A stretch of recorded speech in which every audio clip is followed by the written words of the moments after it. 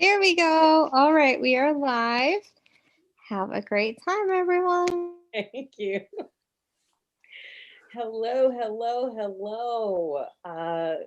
If you're logged in, my sincerest apologies. We had some technical difficulties. Even I couldn't get in, so it's yay fun when you can't get into your own event. A little bit of panic, but everything's all good now. Today, we're here to talk with some amazing writers who are friends of mine. And we all write different, very different things, but we have one thing in common. We like to write hot books. And so whenever we get together and talk about hot books, there's shenanigans. And so we just wanted to invite you to sit in on our shenanigans. We have Katie Robert. We have Naima Simone. We have Kenya Gory Bell. And we also have Joanna Schupp. Why don't you ladies each tell a little bit about what you write so the people will know how different we really are. Should we go in that order or? Sure. Go ahead, okay. Katie. Okay. I write dark light erotic romance. So it's like kind of dark, but not too dark, like mostly contemporary and just really high heat level. Okay. Okay. All right. I'll go. Okay. Okay, fine. I'm not tanking this at all. My name is Naima Simone. I write sexy contemporaries and then really dirty erotic romance. You know, I use all the bad words and I use them often. Liberally. And I was next, right? Okay, yeah. I'm Kenya Gory Bell. Hi. And I write contemporary romance and historical romance, and it's all very hot. Super hot. And I'm Joanna Schupp. I write historical romance that really runs the gamut from kind of on the hot side to like the blistering hot side. So I think that's a wonderful place to start. So I got to tell you all that before a couple of years ago, I really did not read historical romance. It was just never something I thought about reading because I thought, how hot can it be in ye olden days? I don't want to. The olden days. I don't really care about history that much if it's not hot. And Joanna gave me a copy of paperback of Magnet. That's the name of the book, right? Yeah. And I read this book and I'm like, oh my God, this is not what I was expecting at all. And I thought maybe it's just a one-off, right? So I read her Uptown Girl series and I'm like, no, this is what she does. I mean, again, it's in ye olden days. So you know, I think as olden in our contemporary setting, we sort of think of that time as being so very conservative, right? And what time period are you specifically writing? I'm the late 19th century in America. Okay. The Gilded Age. The Gilded Age. And she made the Gilded Age sexy. Like, it was very... Listen, people got down and dirty in history. Really dirty. Yes, we don't like to think, but I just learned like a couple months ago that nipple piercings were like the rage in late 19th century Paris. So I will be working that into a book. Thank you very much. I mean, so you know, like read it. they people were dirty. Like my nipples just shrunk in on each other. They shrunk in on each other. They did. I was like, they just that's a feat. That's gonna be a feat for your nipples. You could not have told me that I'd be sitting around talking about historical romance with nipple piercing. Listen, I have to say this because if I don't, Linda Watson's gonna be mad. But I have to say, fuck yeah, Florence. Oh, yay! I still think I about gotta say it. that the scene. You know the scene. I think about that scene all the time. That- Yes. I'm very glad. Perfection. But Oh my that God, so these hot. books are the stories are so very hot, and I did not believe that pairing it with that time frame would you could have a book that steamy, and I was very pleasantly surprised. And even with Katie reading, I'm reading your current fantasy with Greek Oh God. pantheon. Yeah. Okay. And I'm just like, first of all, just let me explain how much I want to thank you for writing this series because I am so very much into Greek mythology and because my brain doesn't work that way, I would love to write a book featuring some sort of pantheon and romance, but my brain doesn't work that way. So I'm so thrilled that yours does. So I can read yours and it's hot as hell, pretty much. I will never watch Clash of the Titans and think of it the same way. Oh wow.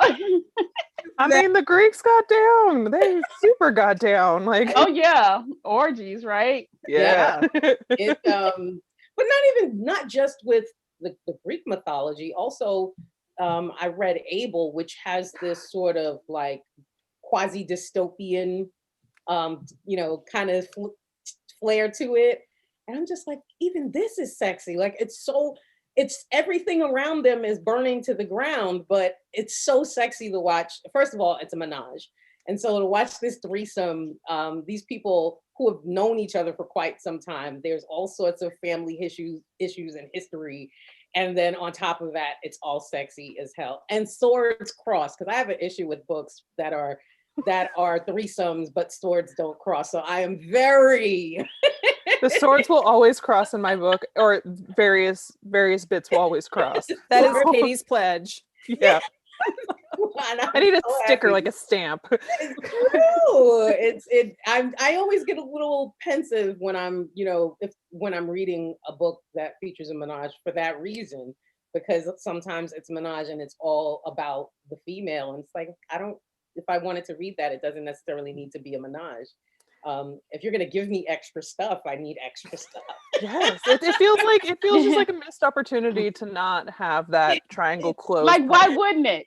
Right. Like, is it realistic to think that they would both be in there and not feel each other? That I would think, I mean, there would be some rubbing, biologically, I would some crossing.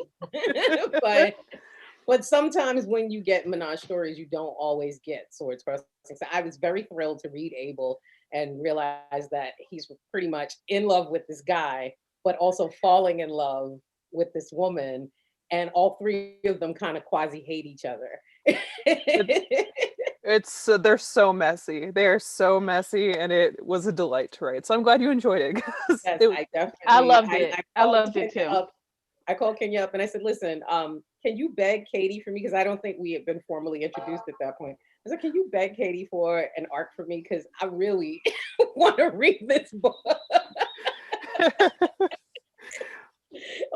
Just the promo, but it was as hot as the premise promises, because there's so much aggression in the story. Oh my gosh. There's so much family drama in the story, and all of that together mixed with the chemistry of the three protagonists. It's like it's a perfect recipe for an erotic romance. Yeah, it's the series is only going to get more messy and aggressive as it goes on. So I'm very excited. Yeah. I'm very excited about the upcoming books, but I absolutely adored it. And again, it's this whole dystopian type of situation, like the Thunder. They're pretty much living Thunderdome life, and I'm here for it. It was so great. Now, Naima writes. Whenever I read her books, first of all, I have to make sure that I have nothing else to do. One of my sons actually interrupted me one day reading her books and wanted me to help him with homework, and I actually had an attitude Like, why is this child interrupting me right now? I'm getting to the good part. Does he not understand I'm reading a Naima Simone book? That's legit. That's fair. So, what I love about your work, it's contemporary, but it also shows that very strong men can be very tender. And that tenderness coupled with, again, that, that thing they have that lets you know they're in control and they're going to take care of their partners. Like, I am always so thrilled. Like, sex is an emotional experience when you read a Naima Simone book. You don't just read the sex scene. It really is an emotional experience.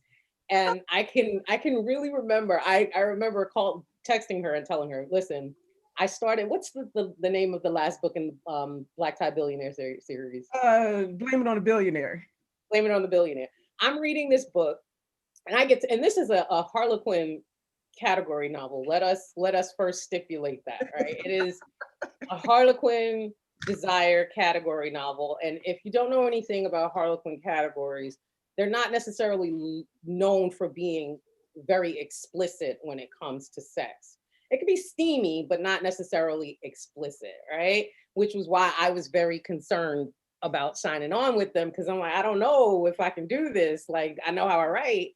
And I read this book, and in chapter 4, this dude and this woman are in a hallway banging during a blackout. And I'm just like, I absolutely dare anyone at Harlequin to tell me that I need to tone down what I'm writing, because this chick has these two perfect strangers like going at it hot and heavy. They knew what they were getting when they got in the hallway, and they literally, I mean, I just like, I am always floored by reading your work and how intense these moments are with these characters. And again, it's a Harlequin category. So it's like, whoa, I wasn't expecting that, right? Because they're usually known for being a little tame. And I was pleasantly surprised that you kind of just blew that all out of the water. Well, thank you. Yeah, I was surprised my editor let me get away with some of that stuff. I just want you to know I'll be quoting you chapter and verse. Exhibit A. When they tell me, no, you might want to, let's look at this scene right here. You let old girl get choked up in chapter 4. True. But it's so amazing, again, to see that emotional quality, that tenderness that you have the ability to, especially your male characters, I find, are really these tender, loving men who, I mean, adore the women in their lives. Yeah, I love writing them. Thank you, Laquette. Got me all here blushing. My cheeks are hurt. It's true. I mean, I'm not saying anything that's untrue. Especially this group, y'all would check me. So I know that I'm not saying anything untrue. It really amazes me that you're able to create. So, because I'm a feelings reader, right? I don't really care about plot. Like, and even my editors always have to tell me, well, yeah, this doesn't really make sense. You got to do something with this here. And I'm like, but what plot? Can I just have them get together? That's what we're here for, right? That's really what we're here for. But they make me, plot things. Yeah. But I'm a feelings reader. Like, I'm reading a book not necessarily for what's happening, but for how intense the emotions are. Yeah. And so to open your books and feel like I'm in this world, like I'm in the relationship, experiencing it with the characters. Like, that is, especially when you're writing like tattoo artists and and uber masculine football players. Yeah. And these dudes are like all marshmallows inside, and I love them. Yeah. Yeah, I get to live out my fantasies through them. Yeah. It's absolutely amazing. I've only read one really like mean character of Naima's that I've not liked, and that was Kane. Kane had issues. I keep trying to say. Yeah. Kane, I loved Kane. About Kane's issues too, but Kane was mean. I'm just saying. I love a good a-hole. I love a good a-hole. And Kane Right? man, he had issues. It was a good book, but I was a little upset with Kane for a lot of that book. I'm just letting you know. Can we take a poll real quick? Who in this group does not love a good a-hole every once in a while? Only LaQuette. Only LaQuette don't love him. Don't love him. Come on. I do. I'm not an alpha reader. I like alphas who are Jeez. like the way you write them and the way most of you write them, where they have these really deep-seated. I mean, even Abel, he Such a dick. he is. He really is. And when you He's like, get up off Abel. Oh no, it's good. He's ruthless and he's just playing dirty, and but he's also like, hey girl, I'm gonna make you my queen, and like that's who doesn't want that. he's also very much family oriented. All of this is not really about power. It's about keeping his family. It's about redeeming his family, getting retribution for his family, and protecting his family. So it's a lot of his actions seem really out there, but his motivations are so amazing. You kind of forget that I didn't find him to be a dick. I just thought he was hilarious. Like every time he's basically telling them what will and won't be, and he was so blunt about it. Like he didn't, he doesn't sugarcoat anything. He says exactly what he's. I love that. Yeah. So it was amazing reading him. I read that book in one night and it was hilarious. I thought it was brilliant reading it. Kenya writes what I call, like, she hits my nostalgia button, especially with her current Mogul series. Yes, honey. It's very, very much rooted in like 90s hip hop culture. And if you are a 90s kid or were anywhere around being a 90s kid, you read these series and you really can remember the things that were going on and how, the hip hop world unfolded onto the rest of the music scene. And watching this series, especially with characters who seem to immediately know what they want. Because I'm not really one for character. I write grown folks, right? I write grown folks, and I like grown folks who are very aware of themselves and very aware of what they will and won't do. And sometimes I read books where the characters are so wishy-washy, and I'm like, are you really an adult though? It does not, like, it kind of gets on my nerves. But from the very first moment these characters come on the scene, it's like, no, I know what I want and I'm gonna have it. Right? Not really caring how long I gotta wait for it, right? Right. Kenya, tell us about the title. Remind me. I'm really Rapper's Delight. Rapper's Delight. Tell us about Rapper's Delight and what inspired this, because this book it goes back to a time when they were kids just figuring out that they, having that kind of puppy love kind of situation, and then evolving into this really passionate, like, grown folks kind of situation. So how do you go from, which I think is an extreme skill, to take these two people, to allow the reader to see that entire arc where they start out as these two kids that you're not really thinking about, like, really having this great love affair. But by the time they're adults, you fast forward 10, 15 years later, and it's like, whoa, this is... Because it's like, in this story, it's like they were, the main characters are Fade and Delightful. And what inspired it was, like, I was watching TV one day and I saw, like, Jay-Z was a billionaire. And I was like, okay, that's a billionaire romance. Let's write that. And consulted with Naima, and she was like, I love it, write it. So the whole thing was, if you have this love that was never quite, you have that first love and you never got to see where it would go because tragedy struck.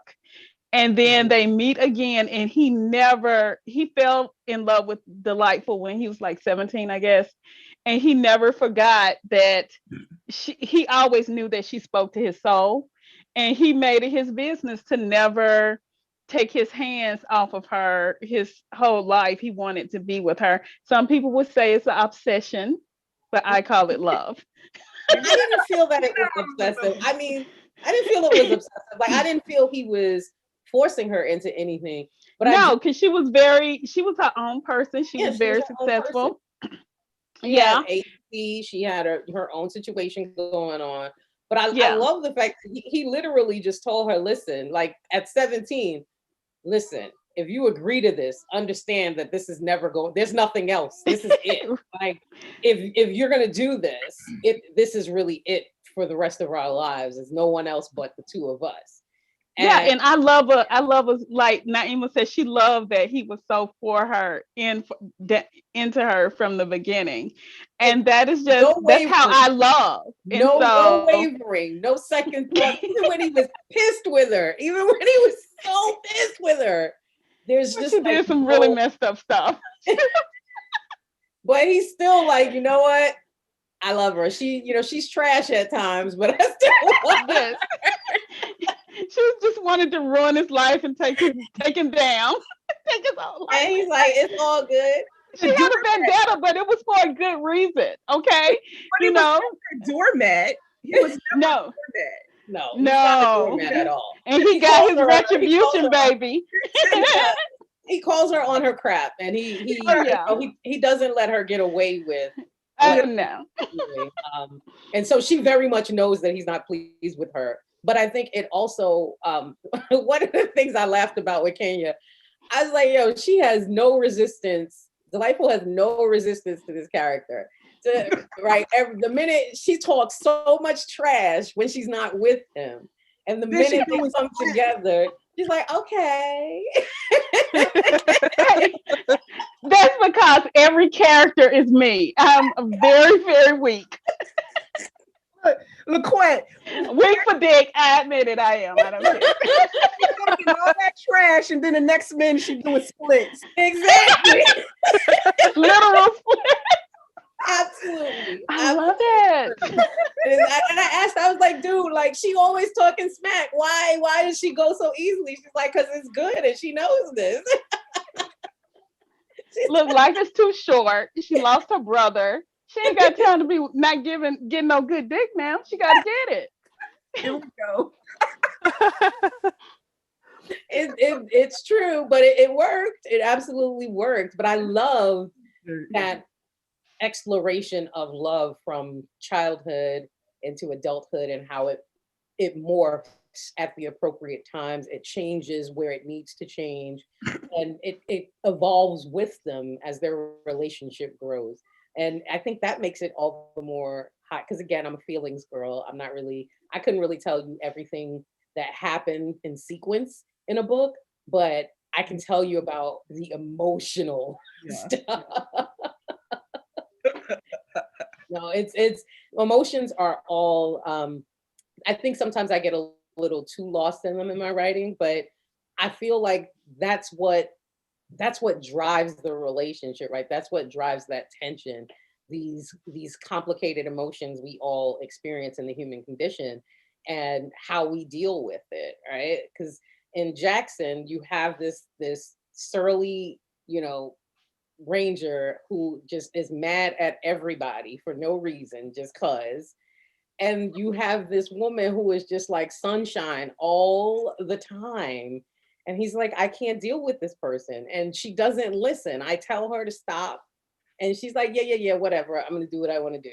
And he's tasked with protecting her. But at the same time, she makes his job so difficult. And somehow that turns him on. Like my man. Exactly. Somehow he's turned on by that. He's like, I'm gonna end up losing my job over this chick, everything I worked for, but you know what, I like it, and she can cook on top of that, so I'm kind of like, it doesn't sound like my marriage. It's true. She really used cake as Oh, I behavioral modification absolutely tool. love that part. Every time she was just like, serve them up cake. And it's like, dude, do you not realize you're getting played? Like, He didn't. He knew it, but he didn't care. Yeah, that's when you at the point of the relationship you don't care. He knew it. He absolutely knew it. you. He absolutely does it, but he didn't care. She's like, it's good cake. It's good cake. That was I love that emotional thread. And I think that that's something that people don't often recognize is that erotic romance, the reason it really is so good is because there's so much work done with the emotional foundation that makes the sex so much more exciting to read. Do you all feel like that? Or am I just like in my own head? Oh, I 100%. feel a little breathless when I read your books, Laquette. Like I feel like a little, like I am in it. Like Thank you. I work very hard for that. Yeah. I do.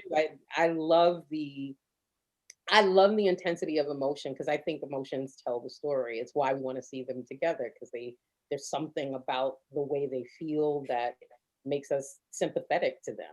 it's also what readers remember. I feel like you said, I can't tell you every plot point of, every single book I've read, but I remember like the feeling when I read it. I remember staying up until 1:30 because I couldn't put it down, that kind of thing. And I think that's what readers crave. Yeah. That emotion, that connection, that feeling like, oh my God, this person has just met their other half, like their literal other half, and it's not gonna work. Life will never be the same again until they make this right. I don't know. I feel like, because I know erotic romance sometimes gets a lot of flack. People just think it's gratuitous sex, and it's really not. It's so much more complicated than that. It's so much more in depth. And every really good erotic romance that I've ever read, the character arc, the goal, motivation, and conflict of the characters, it is so evident. It's so like visible. Even as you're reading it, you can see what they're doing. Oh, okay, I know where this is going. I know what this person is doing here. I know what kind of condition this is going to end up being by the time they get to the end. But that's like masterful skill. And like when I read all of your books, I'm like, okay, I see what they're doing there. I see it. I'm taking notes. Like, okay, this is something I should be thinking about in my writing. I made a bet with myself that I could beat Naima for earliest sex on the page. And so I think the second book, I think they have sex in chapter, either at the end of chapter 1 or the beginning of chapter 2. So I'm very proud of that. Yes. Woo! I'm here for that. I know. Yay! I can appreciate a slow burn, but I much prefer the like even when they're like, I hate you, but also we're making out against this wall right here. Like, I love that. That's my favorite. Yeah, because I was gonna say you're not gonna beat Katie. Because No, I'm not in that level yet. I gotta work. I gotta take a little bit more and work on that. so whole nother level. It is. It definitely is. graduate level right there. Well, my favorite thing is just that like characters who are really bad communicators except when they're naked. And Yeah. so like using sex as a way to like force them to be vulnerable or choose not to be vulnerable, which is telling on its own, Mhm. is like it just does so much heavy lifting. And I, learn a lot about these characters when we're exploring those scenes. No, Yeah. I agree. Very true. I agree. That definitely, I can definitely see that in your work. Definitely. Does it make you guys crazy when people say they skip the sex scenes in books? Or when it's too? They aren't it's reading too much of my sex books on if they're page. skipping Like, the sex. huh? Too much. It's like, I'm like, what's the point? If you skip one of my sex scenes, then you skip something in the book. Like you skip something important and vital to the story. Yeah. It happened. Like, no, you need to read my. Not only is it hot, mind you, and I put a lot of hours into that. Mhm. Like, you missed something important. Like, like, I don't just do gratuitous. No, it's You gotta read it. I'm just playing. it's absolutely true. Because in Magnet, when Joanna wrote Magnet, we'll go back to Magnet since that was your cherry popper of Joanna Schupp books. LaQuette, that character, that was when he showed his true vulnerability, was during when they made love, because he was a hard charging takes care of her also. bootstrapper. Yeah. Oh yeah. So that, even though he's he's a brute, really. Yeah. But when he's dealing with her, he's very much treats her as his equal, which is brilliant, by the way, considering because another reason why I feel like historical is not necessarily my jam, although it's, beautifully written.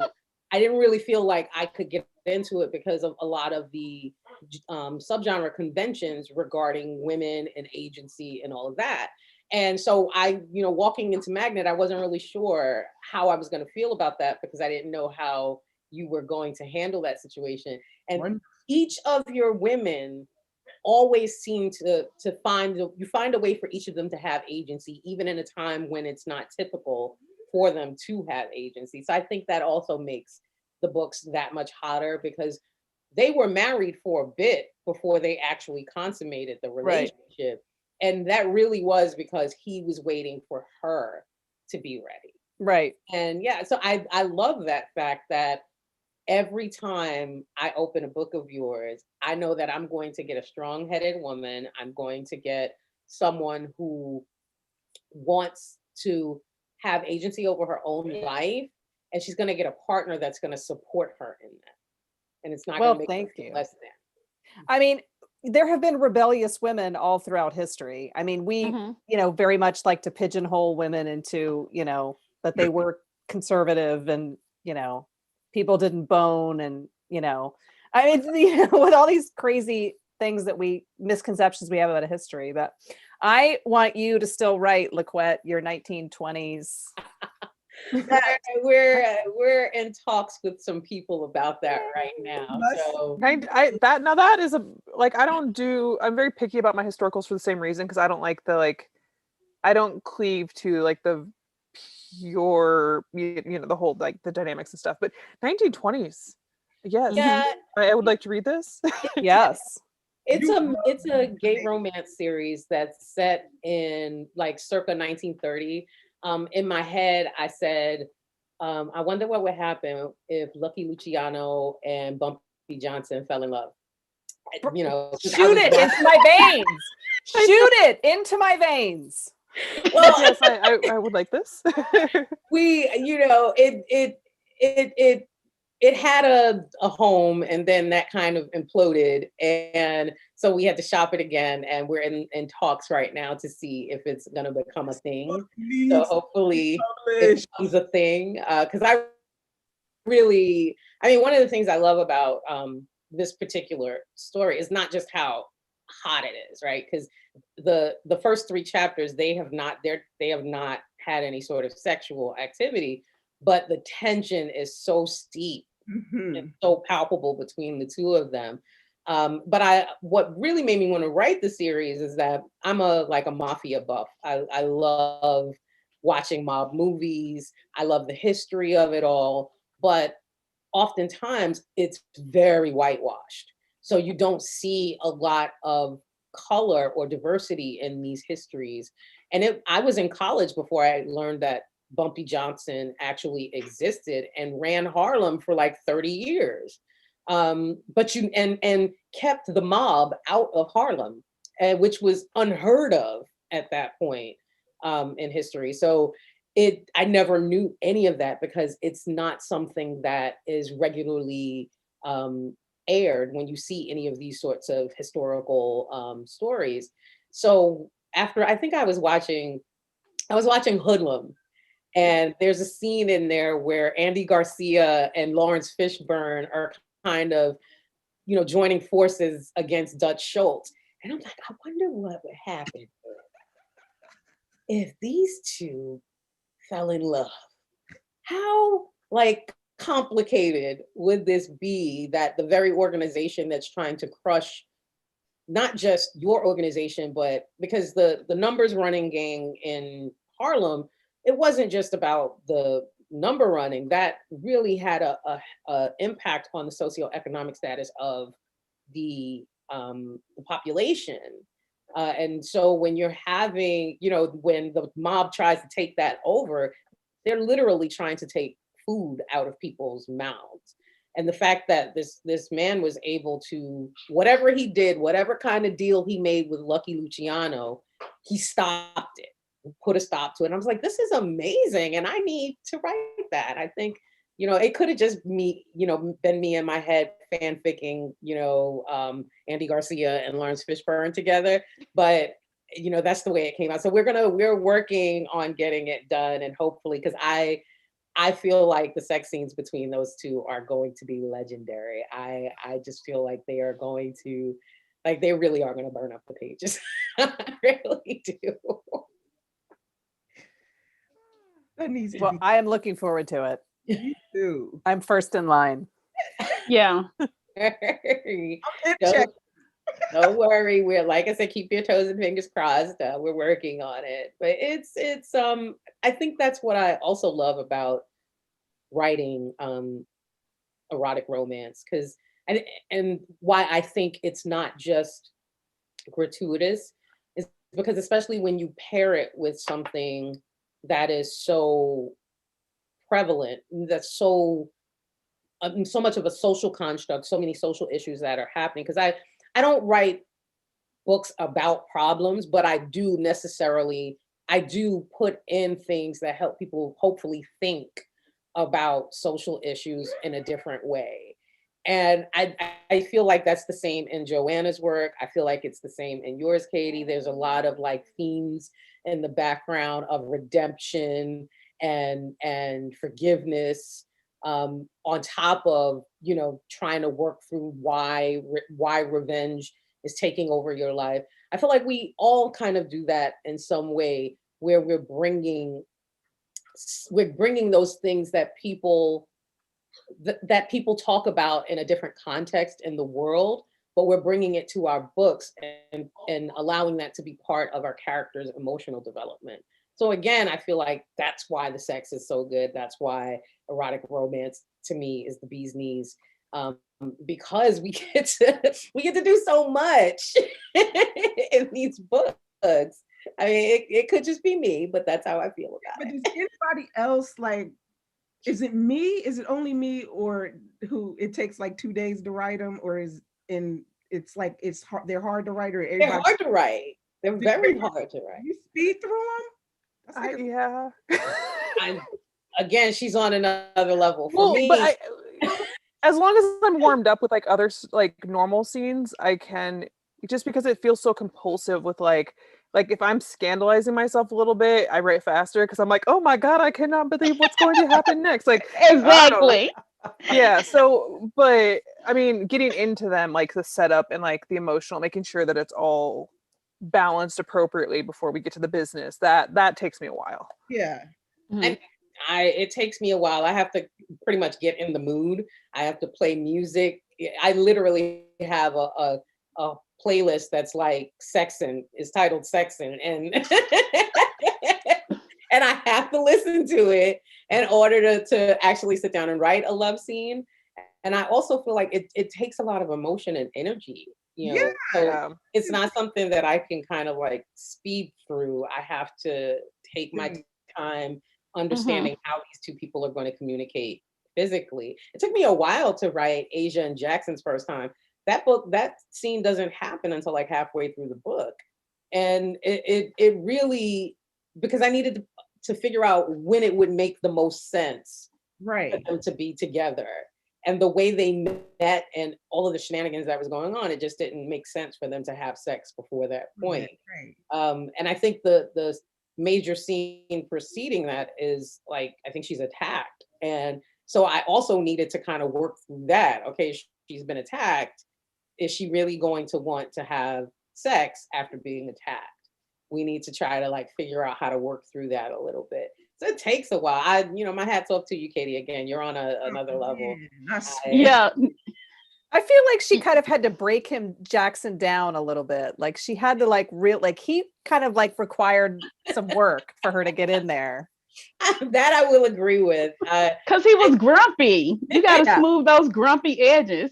Not just that with cake. Not just that he was grumpy. I mean, he is grumpy, but he's been hurt, and he's been hurt in the past. He's been hurt in the past, but also he doesn't like. He also has a thing with this is my job, right? Like I really probably shouldn't be messing with this chick, right? It's really not appropriate, and he forgets that.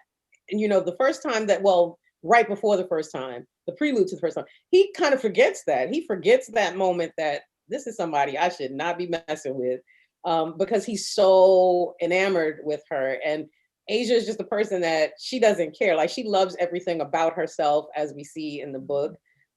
She loves everything about herself. She's very forward. She says what she's thinking. And I don't think he's ever encountered anyone like that. He doesn't really know what to do with her. She's very, she's so figures it out. He figures it out, right? But even then, she's the one that initiates it, right? She brings him a cookie and is like, "Don't you want my cookie?" That's an inhuman. So she literally has to put it on a plate for him and serve it to him in order for him to finally just say, "You know what? To hell with it. Let me just do what I want to do." Booty. It's true. But he was the one that was very resistant most of the time in that story. And it changed. I love that because I love like a surly hero. I love like a buttoned up, like surly hero. He was great. He's a mess. Most alphas are surly though. They, But I don't really know that I categorize him as an alpha. I know he's very No, not him. I was just responding to Joanna saying that most alphas are surly since you're in the anti-alpha group. I am. He's We're gonna pull you, we're gonna suck you into our side. It's not for me. But I love the fact with these two that it starts out with her pushing up on him, but once he's in, he's like, "I'm in all the way." Like we're not testing the waters. I want it all. And then she's like, "I don't know if this is what I wanted. Maybe I shouldn't have served him my cookie." Because now he wants more than I'm willing to give. And then you have to, see her kind of working through her own personal and emotional issues. But I think that's why I love the two of them together, because they complement each other so much, even when they're changing sort of roles within, and even when they're fighting, like they fight, they get on each other's nerves, but they still have the utmost respect for one another while it's happening. And I think that also, for me anyway, is part of that sexual tension, that she can call him on his mess at his job, tell him he's trash and that she's not having it, and still at the end be like, "Okay, let's go have a little fun afterwards."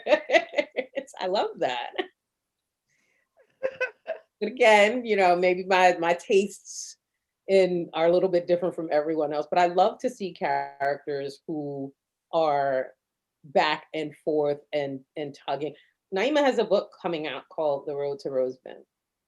And this book, when I tell you that this hero is everything you ever want in a hero, he is everything. He's very strong and stable and steady. He's that calming force in the heroine's life who's going through a lot of emotional upheaval at the time.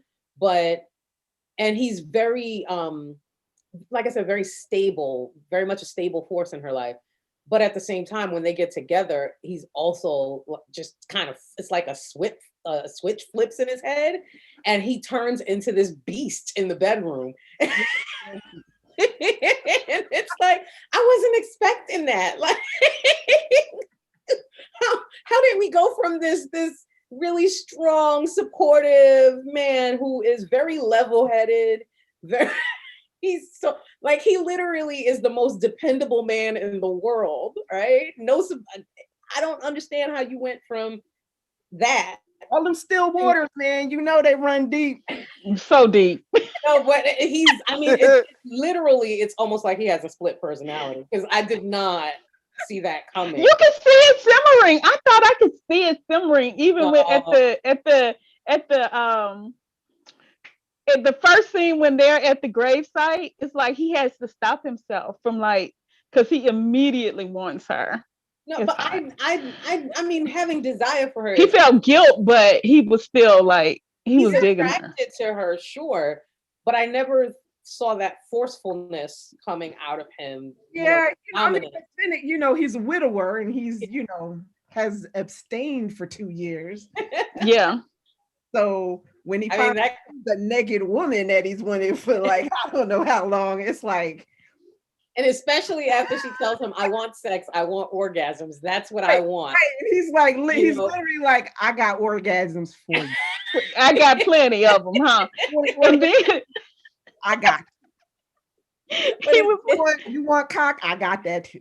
But that's why he was such a beast, because he was he had been holding it back for so long and fighting his guilt, and then he was finally free to unleash the beast. It was like in the 5 heartbeats. He was like, dang. It really was like a Dr. Jekyll and Mr. Hyde situation. I love it. He turned into a totally different person when they finally have sex. And it makes sense. Like it doesn't feel jarring. It doesn't feel like this is something that's forceful and doesn't really belong in this book. And let's just be frank, this is an HQM book. And when you look at these covers on an HQM book, you don't necessarily think hot book. Yeah, that's not really the marketing. Now I'm gonna go looking for him. Now I'm gonna go looking through him. Is this Robin Carr? Let me check her out. It's true. It's always like some mountain scene with a creek or something in the background. Of a bridge. They freaking in the creek. Look, Naima, they freaking in the creek. It's very deceptive. So when you see her cover, it's such a sweet story, and then you open it up and you're like, oh my God, what's happening? Yeah. I think they better warn these readers, Naima. I think there will be some there might be some people upset. Yeah, they're going. I done read some of the reviews. They upset. Are they? Oh my God. Yeah, they'll be okay. I bet you there's some people that get in there that are like, oh yeah, maybe I like this. They were like, there's some of them too. They was like, I wasn't expecting that from the cover. It's true. I really like. You see the cover, and it's this very serene. It's Thomas like, there's nothing about it about any of, and it's not just singularly your cover, but just that entire line is very much marketed differently. When you look at all of the covers, the couple is always in some nature, some natural situation, whether they're on the beach, they're in mountains, whatever it is. And that, I just did not see that level of sexiness. It's like the novella that's coming out before that. And I just did the cover reveal for it. It's like Slow Dance at Rosebend. And it literally has the couple on top of that mountain. Mm-hmm. In the book, that scene is right before they screw on that mountain.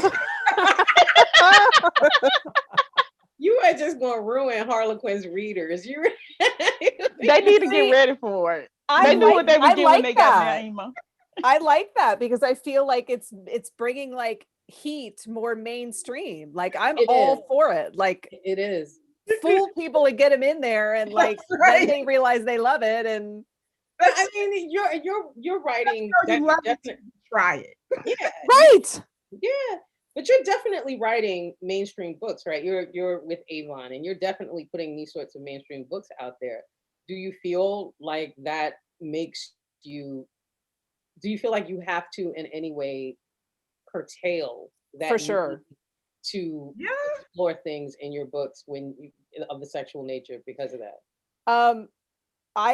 honestly thought that the scene in the Prince of Broadway in the closet, I thought they were going to ask me to take it out.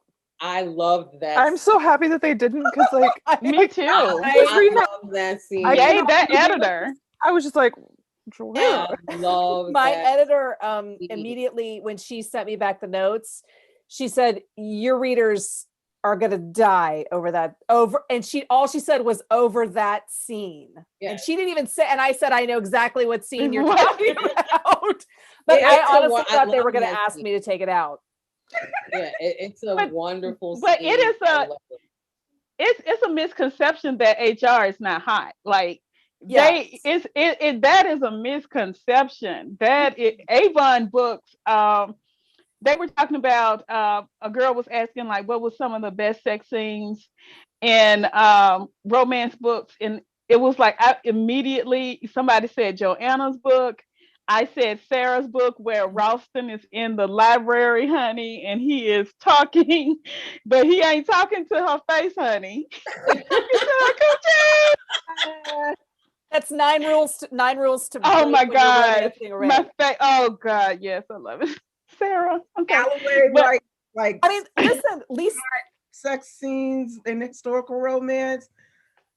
Oh, Grace and Stacey Reed and oh my God. I have to kind of Lisa like Kleypas. Kleypas has a little butt action in a few of them, I think. Really? Yeah. HR is hot. Don't sit down. Listen, honey. And let's not forget Adored. Okay, my book I wrote is indie face. It's really hot. Yeah, girl, throw it up in. it surprises me though that, because I know when I was, especially when I started writing the category for Harlequin, I was very concerned. I was on the phone with Naeem almost every day. I don't know if I could do this, Naeem, and this is I was just like, right, just this right. is not gonna work, Yeah. Naeem. I don't know if these people are gonna let me do this. And she's like, they knew who you were before you. Plus, Exactly right. I'm a big fan of ask for forgiveness, not for permission, because you never There you know. go, Katie. Because I bet if Joanna was like, "Hey, I want to write a scene where they do the thing and they watch the thing," and they would have been like, "No," but you wrote it and it worked. So Yeah, and she definitely told me that. She was like, let you write the book, let them edit out whatever they need to edit out. That's right. Sure. I'm waiting on first line edit, so I am I'm waiting to see what they tell me. I will say that, you know, writing Jackson, I didn't have any of those issues. God bless my editor, Mary. she's the best. She's the best, and she's like, oh my God. I think the first version of the manuscript I gave her, somehow there was like some copying and pasting done, and I left out a whole chapter. And she was going through it, and the chapter where it ended was literally them about to engage in sex. And then the next chapter is afterwards, where I know. and she's like, no! I need this chapter back. And she's like, I can't, how could you? And I was like, what are you talking about? She says, the whole chapter where they're having sex is missing. And so I had to go back and find it. She's like, oh, thank you. Because I was panicked because it was so good and the build up to it was so hot. And then it's the aftermath. And I'm like, I know she didn't just write a closed door scene after all of that build up. I know she didn't. And I'm like, you will never have a closed door scene for me. You should have known something was wrong. Yep. What do you think is the hottest scene you've ever written? Don't ask that question. That's a great question. I will say that it's Everybody. the For opening everybody. scene to Betting the Enemy is the hottest sex scene I've ever Oh read. yeah, baby. That's a good one. That's my favorite LaQuette book. That book starts with them having sex, and it was, I didn't think I could do that because I thought like, you know, I would need to kind of like build up their connection. But as you read them, it definitely makes sense to start it where it happened, because it gives you the way they have sex, their personalities, and the dynamic between the two of them definitely shows in that scene. Yeah. I know it's not for every reader, but for me, as both a writer and a reader, I definitely loved that scene. I think it did so much work for the rest of that book. Great book. Okay, Katie, go ahead. I mean, I know you Oh, have God. so many to choose from. I don't. Katie, how can you narrow it down? I know, like She can't. Okay, so Due to your just top a five, personal Katie. favorite of mine, just because I'd never done it before, because my O'Malley series, like back in the day, as was a lot of me experimenting with like the foundational stuff that became the books that I write now. And in Forbidden Promises, the heroine's a virgin until like 10% of the way into the book. But like that whole scene of like how they, because he's like a hitman and he's like a dirty talker and is like, here's what we're gonna do. And it just, that is one of my favorite scenes, just because that was the first time I like truly scandalized myself, like writing a sex scene, being like, that whole book was me going, Jude, no, and him just doing whatever he wanted. And so, and like that is the Katie Robert experience of like, oh, one of them's a virgin, not for long. So so that's probably one of my favorites, like just because it was very much like about her good experience. And even though he's like this scary scary man, he was just like, oh, we're gonna make it good for you, and it was perfect. Love I mean, it. but I think you do that a lot with your other characters too, because even with Abel, when what is the other male character's Eli. He's, even though they're fighting and they seem to hate each other, he's very like very much insistent that, okay, when was the last time you did this? You know, is this, and not that he's in any way gentle with him, but the fact that he wants to know and demands to know, you know, it's because he wants to make sure that he's all right.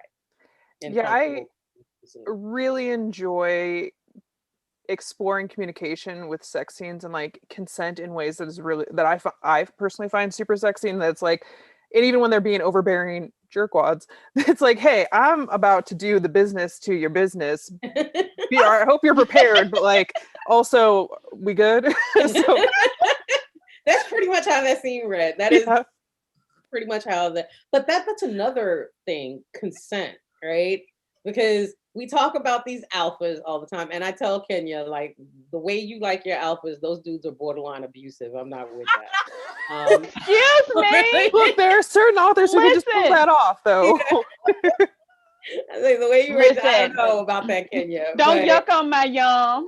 Some people like Naima said, you like to be handled, and it's true. But it having that piece, like I never find it, and I know some people find it difficult to stick consent in there. And as an erotic romance author, I don't necessarily find that that's difficult. Like it's again that communication between these two or however many characters. And I think Joanna, especially from the historical perspective, like the way you give your characters agency in that time frame, and address consent, not just consent, but also birth control. Like all of these things, you really very much have in mind that your readers are modern people with modern ideals. And even though they know that they are reading in the past, you are very aware as an author, when I read your work, that these are some things that need to be addressed to put the readers at ease.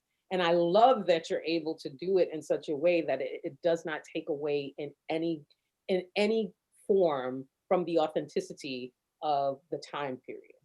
Well, thank you. I mean, a lot of historical authors struggle with that.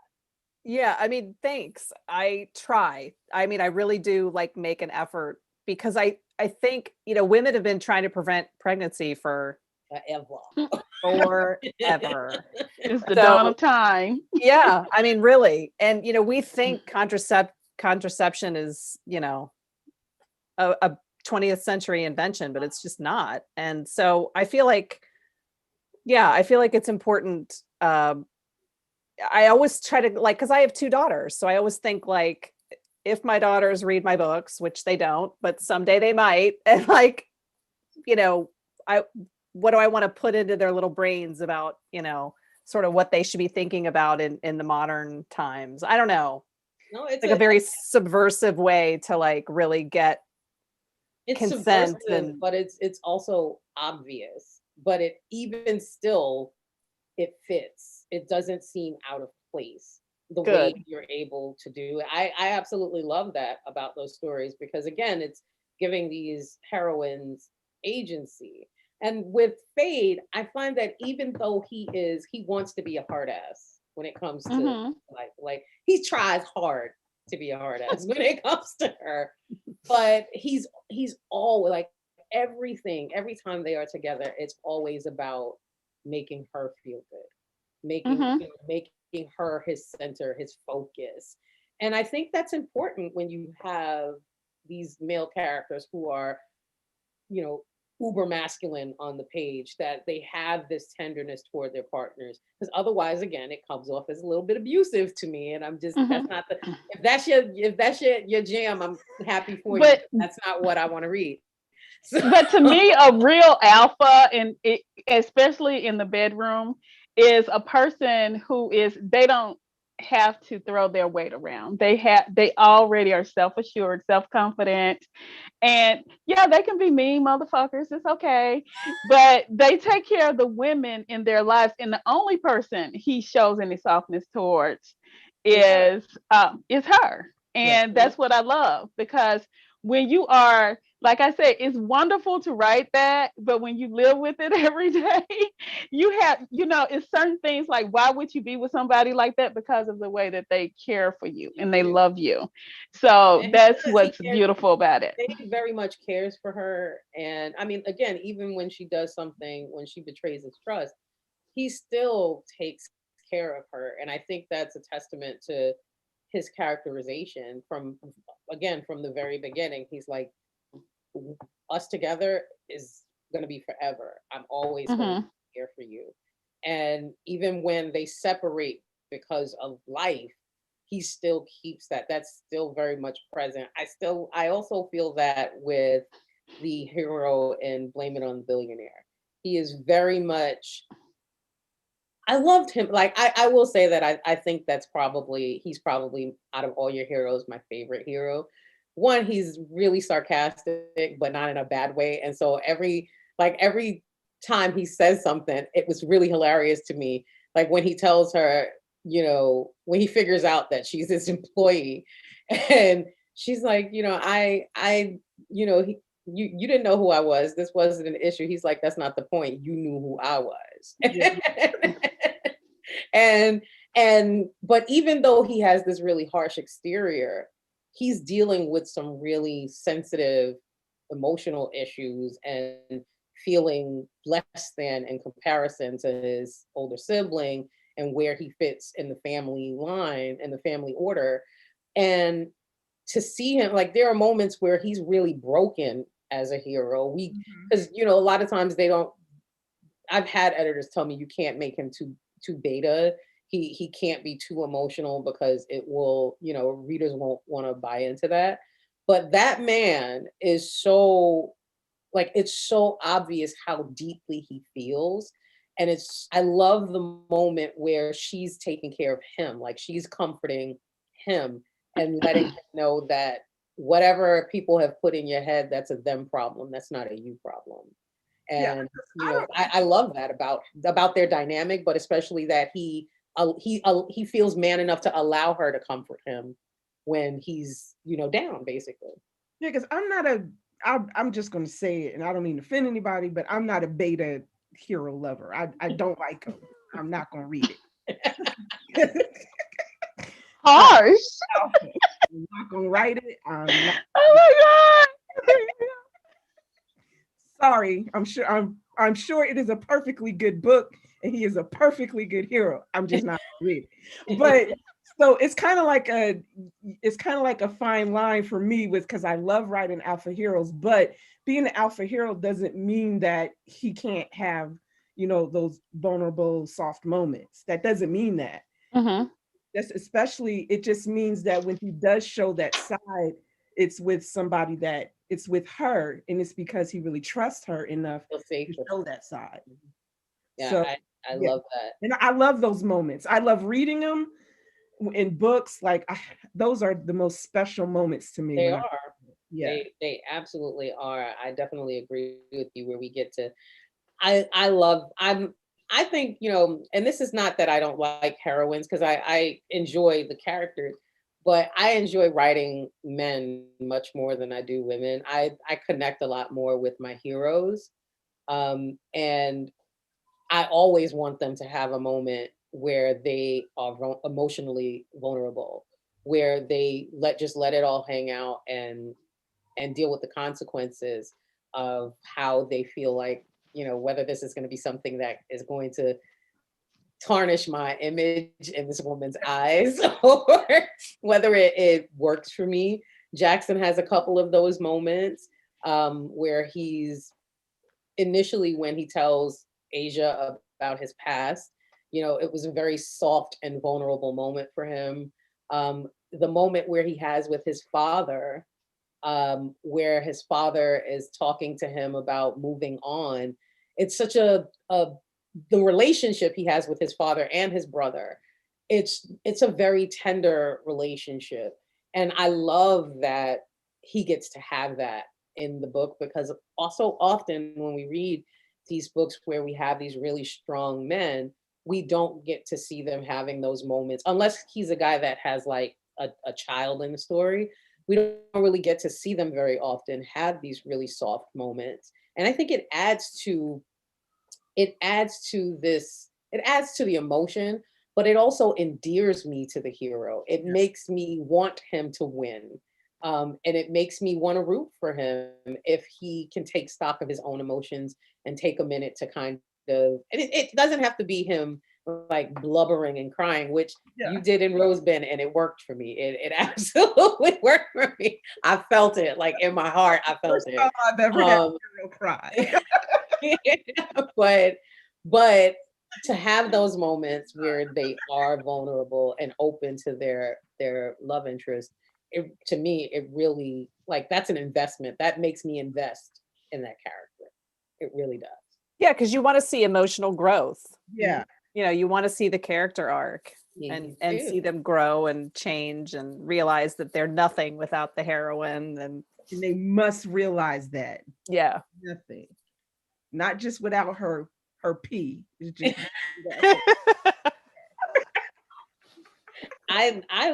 just I love a couple that I love protagonists who, again, don't shy away from sex. I know that everyone is different, and that's great. But I guess because I'm in my 40s, I am at that point in my life where things are what they are, and I'm going to call it what it is. And so I don't necessarily want to see characters who aren't necessarily aware of themselves. And I think there's an awareness that comes, a self-awareness that comes with age, that allows you to see the world like that, where you're like, nope, I don't have time for all of that. This is what the deal is. Are we in? Are we out? Let me know. And I love to read books like that, where I have these people who are having all of these issues, but at the same time are very much aware of what they want, and that they're eventually going to have it, and are able to verbalize that. They're able to put that into, they're able to communicate that to their partners, that this is what I want. And there's no game playing. And I think that that's something that you get as your characters get older, where they are they kind of shy away from that. They've outgrown that. And that's the beauty of writing older characters for me. But it's like Katie said also earlier, sometimes what I find great about writing erotic romance, or just sexy contemporary, is if they're not at that level yet, then you can use sex to help them get to that point and to that level. So absolutely, often a vehicle to help them communicate when they don't have like the verbal skills yet. So it helps them get there. I also love it when you have one partner who may be a little bit more advanced than the other, or a little bit more forward than the other, but they put them in a position where it's like, listen, if you want to do this, you have to tell me what it is you want. Yeah. And giving them that opportunity to feel comfortable enough to speak their truths. I think that is a wonderful concept to explore in erotic romance as well. I don't really care for it when I'm reading books where everything happens in the character's head, but they're not really communicating that to their Right. partner. I love any sex scene where one character is telling the other, tell me what you want, tell me what you like, tell me what you want, tell me what you need. I need your words. You will probably see that I need your words. that sentence, I need your words, over and over again in my books. Because it's for me, it's very important that that is articulated, right? Because I think so many times we write these books where heroes especially are supposed to have all of this sexual prowess, right? They're supposed to be skilled, talented lovers, and from immediate, from the moment they meet their partners, it's like they know how to please them. And I think having these sorts of conversations, even in the heat of the moment, it really focuses on, one, consent, but also it gives them the opportunity to learn their partner and learn what they like, and acknowledge that it's important that they get what they need in this situation as well. And so that's another kind of like grown folks thing for me. Like I absolutely love. I'm not a big fan of dirty talk. Like that doesn't really work for me. I'm sorry, what now? Sorry, what? Sorry, what? I know I'm weird. I know I'm weird. But it doesn't, because sometimes when I read it, it comes. I mean, I think it takes a very skilled author to do it and do it well. 1, 2, 3, 4, 5. But all of us got like love writing dirty talk. It's like, I don't write dirty talk. Like, I mean, no, because even in my books, when they're having sex and there is some dirty talk, but a lot of it is not on, it's really short pieces where they're actually speaking. Because my motto is, if you have enough breath to hold a whole conversation, then something's not going right. You're not doing something right. So you're not paying attention to something. But it's like, vital, right? It's like they not having whole conversations. Like, no, I have read books. Florence was like not a conversation. No, I have like 7 words. You can do a lot with like 7 words. Exactly. But I have read books. Katie has turned me out with some things that I never. Why she turn you out? I never thought that I would like it used to just like creep me out to hear a woman call a man daddy. I have converted so many people on that, She and I call her on a accident. And it was not my thing until I wrote Desperate Measures, and I put that out on the internet, and then I couldn't take it back, and so I had to do it. I died. I think I just bought your no, I don't know if it's a novella, but it's about the girl. Your dad will do. Only your dad will do. Your dad will do. Revenge destroying her ex's father. And I'm a little worried. Just know that it'd be good, but I'm a little worried. It's a sensitive topic. Especially when they in the truck. Navigating. When they in the truck. Oh my God. So wait, Katie, I'm curious. So you put it in Desperate Measures as like kind of like just a throwaway. Well, not a throwaway, in that when I was like talking about the book before I wrote it, I had thrown out, they're like, oh, he's a daddy dom. But then it was out there and people were like, oh, he's a daddy dom. Like, yeah. And I'm like, well, I can't change my mind now. I guess I'm going to have to navigate my issues with this terminology. and then at some point while writing that book, I was like, oh, this can be hot. Like, oh, I understand now. And now the taboo books, like at least 2 of them so far are like daddy. Yeah. Never thought that I would not. Me neither. I would have to read it. I was like, good. Now I'm like, oh. Yeah. But I will say I won't read a book with the daddy stuff unless it's been vetted by somebody I trust, because it can veer into like what I'm not personally comfortable with. Yeah. But mine are not. It's just, it's just a little taboo, just a little bit, not like a full throttle. Yeah, your books are a little taboo. Your books are hot as hell. I don't think you can deny that. I also don't think you should lie to readers like that, because if they are not, if they are not aware of how hot you are, some of them might get, scorched. Yeah. They're scorching, and the taboo books in particular are like Super scorching. 95% sex. So they But they it's not daddy dumb if he's 40 and you're 40. That's all I'm saying. I was like, this guy's our age, Chris. I mean, I don't know. I doubt that will ever, that word will ever show up in a LaQuette book, like used in that way.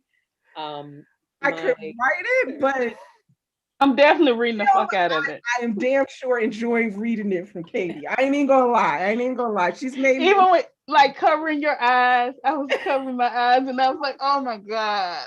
Oh, it's so well done. I just really eat so it up with a perfect. spoon. It really is. Oh my That's how you know you're a genius level writer, if you can pull it off. Yes. And you know who else does that really well is Avril Ashton. I love reading gay romance. Absolutely. And the way she writes a sex scene, it's like she wrote, what book was it? And I literally messaged her and I said, if I end up pregnant, it's your fault. I'm coming to you for child support. Like this, why is this damn book so high, Avril? It does not make, and she does it in every book, so it's hard to say, oh, it's this book right here. It's like every book she does, she has this. I mean, this woman writes sex so beautifully. Like it really is an art form, the way she writes books, and writes sex scenes in particular. So I know that it can work, and in some of her books, I'm sure that word is used. I'm about to go on a buying spree. Yeah, I'm like, how do you spell her last name? Text me which one to read. Ashton, Ashton. Her Brooklyn Center series was chef's kiss. Like literally, I just can't say enough about that series. That was my opening to her, and what made me read the book was. Kenya will tell you I hate read a lot. Like I'll be like, oh, this is nonsense. This is not going to happen. I'm going to read this book to see how this person executes this nonsense they're talking about in the blurb. And the premise of the first book is that there's a cop who believes himself to be straight, and he for some reason has this connection to this criminal that he's investigating. And I'm like, first of all, I didn't believe that she could write a book that wasn't going to squick me out with the gay for you kind of situation. But she handles it very well and makes it very believable. And she doesn't make it predatory in any way, or someone, trying to experiment with someone else's feelings. It's never like that. It's immediately he recognizes that this is not who I thought I was, but there's something about this man that I just can't get enough of. And she figures out a way to make it so that they go through so much drama and so much, I mean, there's a lot of suspense to it as well, but their sex scenes are so both, it's almost violent, intense, but also tender in a way that you don't expect from these two men. And that entire series is all about turning stereotypes on its head and showing that people are who they are and love who they love. And I still read it. That's at least once a year I'm going to read that whole series. I think it's a 5-book series. At least once a year I'm going to read it. It's great. Major compliment. Yeah, I'm gonna check it out. Yeah.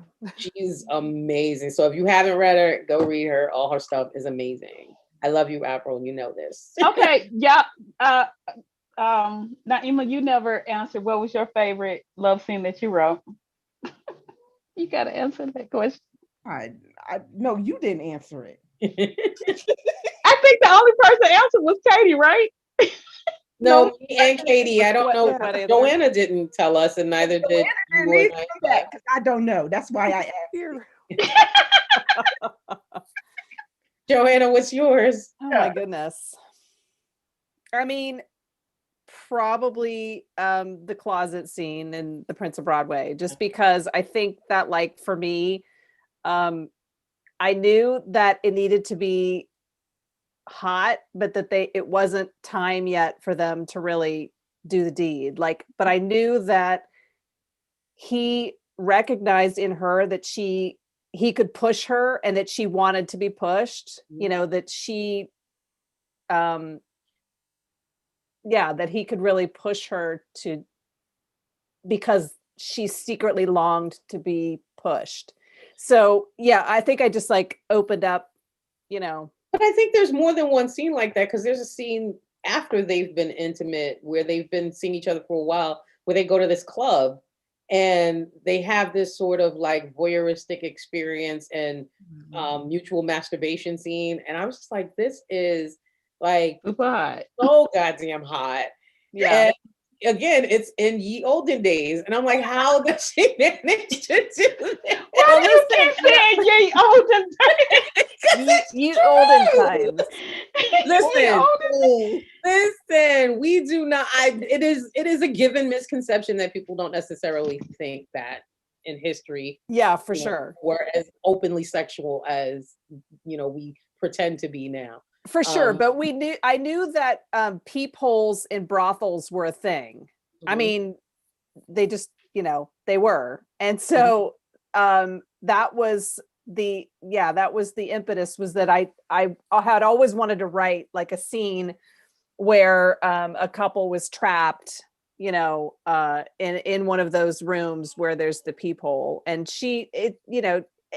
that's the thing, is like, not all heat levels work for all characters, and not all, it just that those two characters together, like that heat level, that idea, that scene worked for those two people. And I think it's like finding those puzzle pieces that fit together. It was brilliant. I absolutely thank you adored it, and I'm sure all the rest of your readers adored it as well. Naima, what's yours? Okay, let me think. I think the hottest, I'm just gonna cheat. I'm gonna say like the Lick series might have been the hottest, because each book, the what series? The Lick series. That should tell you in itself what was in that series. Like, I don't think I've read this. What? It was a novella. Like the name of the club was actually Lick. Okay, so that's okay. You're gonna have to give me title information and all of that. I've never read this. Like, it took place in the Aphrodisiac Club. So I don't think I've read that. I don't think I haven't either. Send it to you all. She's holding out. And each book like dealt with a different kink. So it was, and so I would say like the whole series, because like the first one was like one night. Well, she came there and she like demanded he give her one night. They used to be friends and they were like now enemies, friends to lovers, and she demanded one night for him to fulfill every fantasy. I wrote my first menage in that book. The second one was like a power exchange where she kind of was the dom and he was the submissive for her. And then the last one had anal and a spanking bench that I wrote in Books A Million. I thought we were friends, Naima. Like spanking bench, and a old couple walked behind me when I had that pulled up, and I was like, this is not what it looks like. I thought we were friends, Naima. I'm a little upset with you that you've been I will send you all the boxes. I am so like, why don't I know about this? I don't know, but yeah. Are these one of your earliest? No, it was I think like 2018. Really? How did I miss those? Oh, sure all about of that. us are like, we've never heard. Listen, I will send it to, I promise. I will gift it to you all. So you can all read how I let my freak flag fly. I really am okay, ready. I'm ready. That is amazing. Kenya, what's yours? Oh, so many. Because I love things. I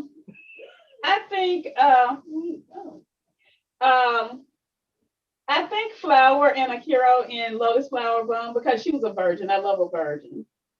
And he was very, What's the obsession with virgins? Because it's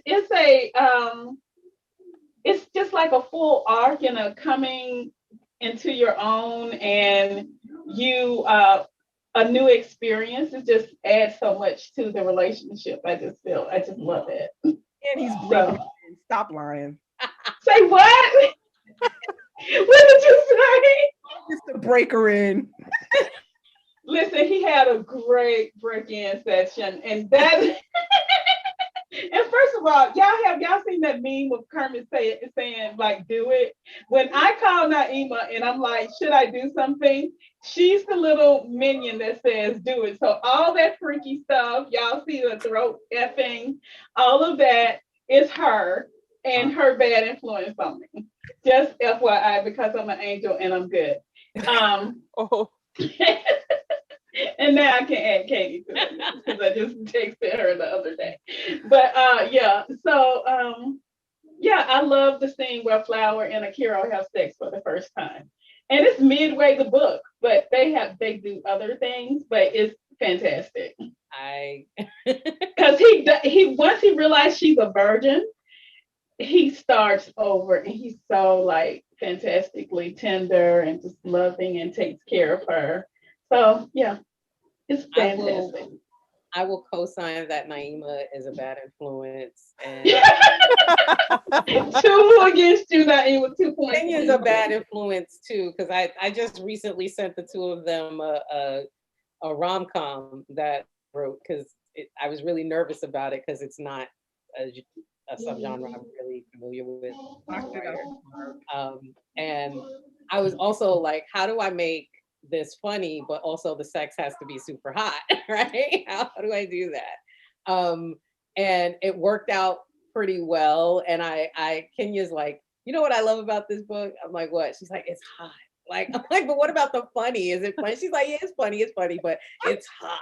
I don't care if it's funny. If it's hot, that's what works. Other readers are gonna care. It's a part of rom-com. It's hot. Exactly. There's funny. No calm to it, then it's just contemporary romance. Like, haha, where's the sex? That is pretty much how it went. Ladies, I thank you all for hanging out with me. I love talking to you all, because also not only does it validate the fact that I'm not crazy, that there are other people out there like me, but it also inspires me in my writing to know that I have these people that I can kind of get their books and go, okay, this is the standard. This is where I got to get my work to. This is what I'm working with out here. And that is so appreciative, because I'm a fangirl of all of you. I really am. And so when we were putting this thing together, like, who do you want to talk and chat with? Like, I got to talk to these people because they're awesome at what they do. They're awesome at making erotic romance not just about the sex, but part of the journey. And I think the more we see that, the more normalized it is, the less people will believe that erotic romance is just about gratuitous sex on the page, which is fine if that's what you're into, but that's not our purpose as erotic romance authors. So I really thank and appreciate you for coming to hang out with me for a little bit and talking about our dirty books. Thank you. Thank you for inviting Thank you. I love all the